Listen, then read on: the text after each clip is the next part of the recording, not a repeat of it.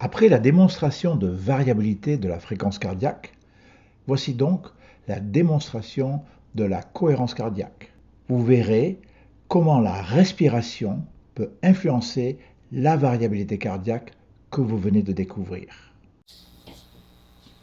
Voilà à nouveau vos battements cardiaques. Et là, pour ce deuxième enregistrement, c'est aussi une démonstration.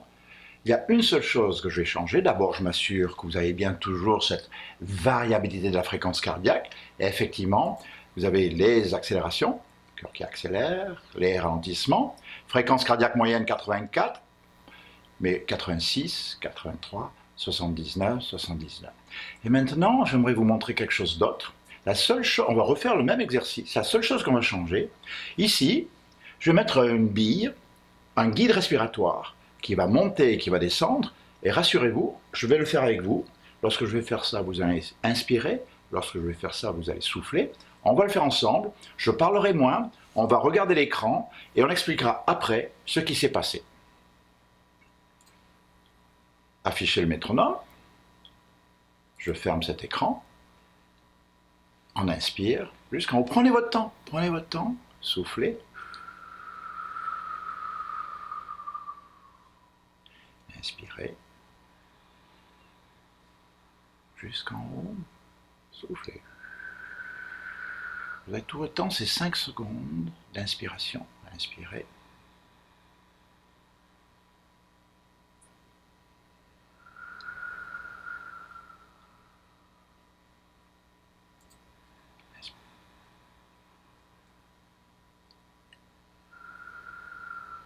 Et on va faire ça pendant 10 respirations à peu près.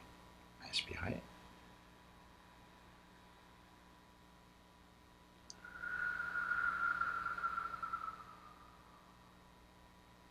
Inspirez. Soufflez. Inspirez.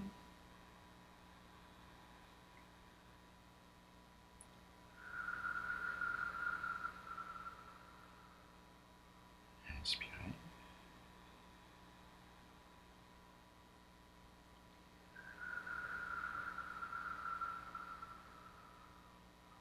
Inspirez. Prenez votre temps, c'est pas la peine de vous essouffler, c'est juste, je vous ralentis un peu la fréquence respiratoire, c'est tout ce qu'on fait.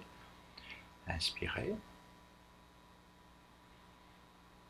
Et là, je vais vous montrer quelque chose. Entre ici et ici, entre là et là, il y a 1 minute. 1, 2, 3, 4, 5, 6, 6 fluctuations de votre fréquence cardiaque. Je vais arrêter l'enregistrement et je vais vous montrer 2 ou 3 petites choses. Arrêtez la séance. Voilà ce qu'on vient de faire. Vous avez commencé à respirer à peu près ici, là. Et voyez ce qui s'est passé.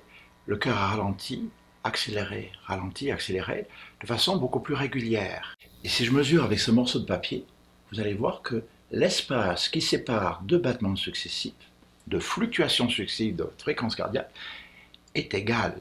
C'est ce qu'on appelle une courbe périodique. Il y a entre 2 fluctuations une période de 10 secondes. Tout cela parce que je vous ai fait inspirer pendant 5 secondes, souffler pendant 5 secondes, un cycle respiratoire de 10 secondes.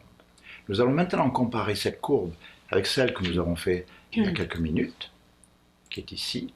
Qu'est-ce qu'on peut constater? D'abord que cette courbe est beaucoup plus irrégulière, même en dehors du 200-17 qui vous a perturbé. Cette courbe est beaucoup plus irrégulière, elle n'est pas périodique. Ça, c'est la courbe de la vraie vie. Cette courbe-là, c'est celle de votre capacité d'adaptation. Vous êtes en alerte en permanence. Qu'est-ce qui se passe? Est-ce que c'est dangereux? Est-ce que c'est pas dangereux?